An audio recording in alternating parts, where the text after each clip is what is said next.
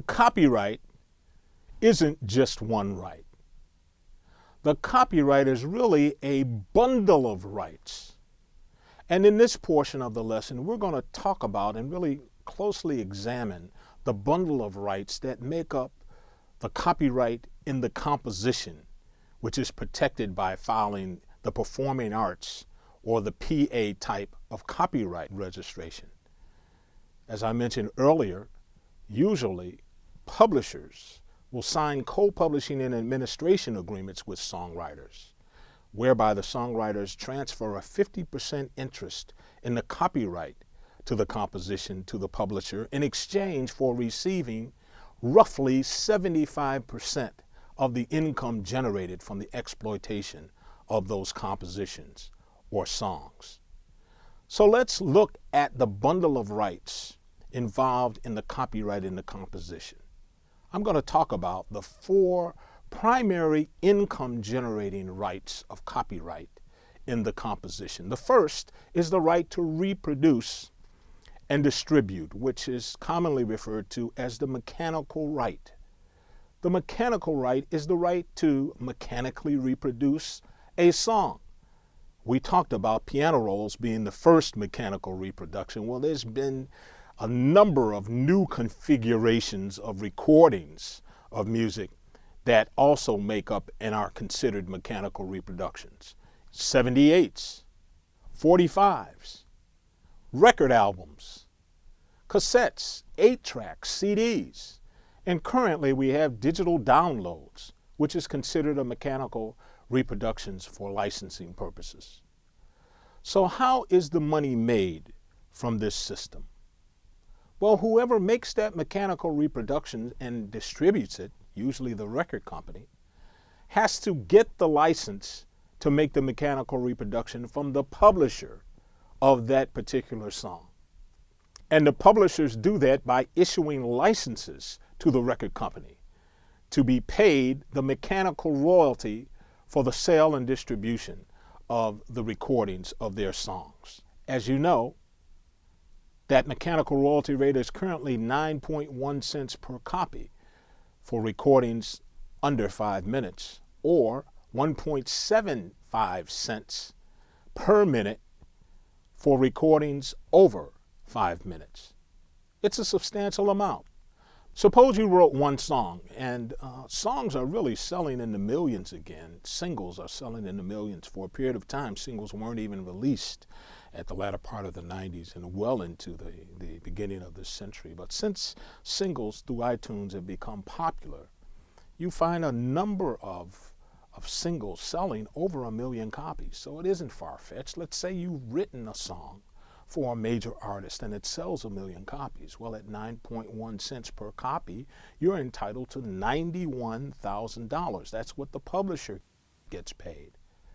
Once again, under a co-publishing and administration agreement, the songwriter gets 75% of the $91,000, or roughly about $68,000.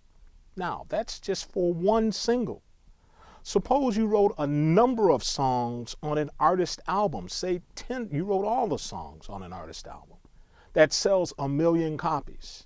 That's $910,000 in mechanical royalties alone. And to the songwriter, $680,000. So you can see why the mechanical right is such an important right to the songwriter. And I say still possibly the top income generating right for the popular songwriter. Now let's talk about the second right in the bundle of rights of the copyright of the composition. The right of public performance, the right to publicly perform your song. No one can publicly perform your song if you're a songwriter without getting your permission. Now, how are you supposed to know? Let's talk about what are public performances first. Public performance is your song being played on the radio, being streamed on the internet, being played in nightclubs and arenas all across the world. Tell me, how is a songwriter supposed to know when their song is being played on a radio station in Spokane, Washington, San Diego, California, Tupelo, Mississippi, Worcester, Massachusetts? It's impossible. It's impossible. And this is the reason why publishers and songwriters affiliate with performance rights organizations, PROs. And here in the United States, we have 3 primary public performance rights organizations. They are ASCAP, the American Society of Composers, Authors, and Publishers, BMI, Broadcast Music Incorporated, and SESAC, the Society of European Stage Actors and Composers. These 3 organizations control about all of the songs that you hear on the radio. I like to say that ASCAP and BMI control about 45% each of all of the songs that you hear on the radio today. SESAC represents only about 10%, but that organization is growing very quickly. And as a result of them having all of the songs in the catalog, in their catalog, and by that I mean BMI, ASCAP, and SESAC, each try to affiliate with as many songwriters and publishers as possible to represent their public performance rights. A songwriter can only affiliate with one of these organizations at a time to represent their interest. So, how does BMI, ASCAP, and SESAC collect their money? How do they make money for the publishers and songwriters they represent? Each year, BMI, SESAC, and ASCAP go to all of the radio stations across this country and enter into licenses with those radio stations, whereby those radio stations pay a certain percentage of their advertising revenue for the rights to play any and all of the music in ASCAP, BMI, and SESAC's catalog, so that they aren't violating the public performance rights of publishers and songwriters. That's called a blanket license. So ASCAP will go to a radio station or a conglomerate of radio stations that are owned by one company and say, we're going to give you a blanket license or the right to play any of the songs in our catalog for the payment of, say, 2% of your advertising revenue for the year. Each of the performance rights organizations will follow that same formula. Go to nightclubs. In nightclubs, you're going to have music played over the speaker system or by bands playing songs in a particular venue. All 3 performance rights organizations will go to clubs and say, you know, I want you to pay me, let's say it's a small club, $500 a year, and you can play any of the songs in our catalog. They'll go to major arenas that might hold 50 to 20,000 people for a concert. And they'll say to those arenas, we'll give you a year's license so that any of the songs in our catalog can be played in your arena without violating the performance rights of the publishers or songwriters for a set amount, thousands of dollars because of the vast size of those kinds of arenas. They'll go to internet streaming services, and the streaming on the internet is a public performance. And so they'll demand from Rhapsody and from Spotify a certain amount of their income per year to pay for the rights to publicly perform all of the music in their catalog. So I like to say that all of these organizations go out and collect revenue from all of these various sources. And they have what I call a big pot of money. They also have a very unique way of determining how much from this big pot of money are we going to allocate for the performance of each particular song in our catalog. They have very complicated formulas to determine that. Once they determine how much of the big pot of money is allocable for the public performance of a particular song, they split the amount and pay it 50% to the publisher and 50% directly to the songwriters. Once again, under a co-publishing and administration agreement, the songwriter that makes 50% is also going to get 25% of the publisher's share so that they receive a total of 75%. While I say that the mechanical right is still the most important income generating right for owners of the composition, please be aware that in the new digital age, as we move from the business of selling product and selling mechanical reproductions to the new service model, the streaming model, you're going to find that the public performance right is going to be even more and more important and generate more and more money as time goes on. The next important right in the bundle of rights of the copyright in the composition is the synchronization right. The right to synchronize a song from one medium, usually the audio medium, to the video medium. That occurs when you hear songs that you've heard on the radio being played in the background of movies or in commercials, or you hear snippets of a song that might not even be the recording of the original song, but certain elements of the song being used in these various new type of visual mediums, becoming very, very important in the YouTube age. In order for people to synchronize the songs from one medium to another, from the audio to the visual medium, they have to obtain the rights to do so from the owners of the copyright in the composition, the publishers.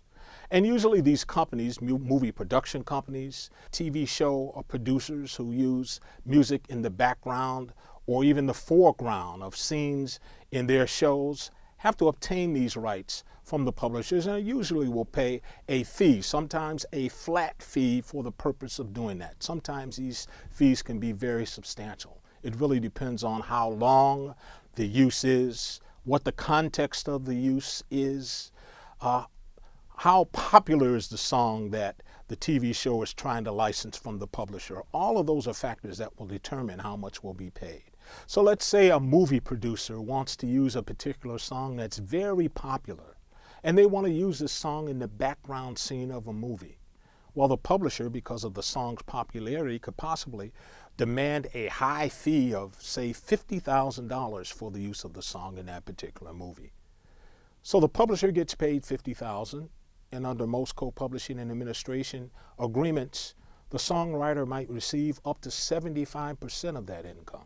So the songwriter knows that they're going to walk away with about $37,500. So you can see why this is a very valuable right. I was just speaking of the use of one song in one movie. That's the beauty of copyright. That's why I say it's the most valuable asset. If you have a catalog of a number of songs, they can each be used in many different ways. They can be synchronized in commercials, TV shows, videos, movies. So it becomes a tremendous source of income. And as a result of the internet continuing to expand the use of video, the synchronization of compositions into videos, this market is also developing very fast and generating tremendous amounts of income for the owners of the copyrights in compositions. We've talked about 3 of the rights in the bundle of copyrights for the owners of the composition that's protected by filing a PA, Performing Arts type of registration. The 4th right in the bundle of copyright rights for the owners of the composition copyright is the derivative right. That's the right to derive a new work from a prior copyrighted work. And this gets into the issue of sampling. Sampling technically is the digital lifting of a recording and placing it into another type of recording. But sampling is all that term sampling is also used when snippets or portions of a composition, melody and lyrics, are incorporated into another copyrighted work. Let me give you an example of a derivative work. On this page, you're going to find a link to a recording and a song called Candy by Cameo. Yeah, that's the group I recorded with. Well, I wasn't in a group when this record was made, but it became a top 5 Hot 100 hit. Very popular song written by the group's founder, Larry Blackman, and Tommy Jenkins.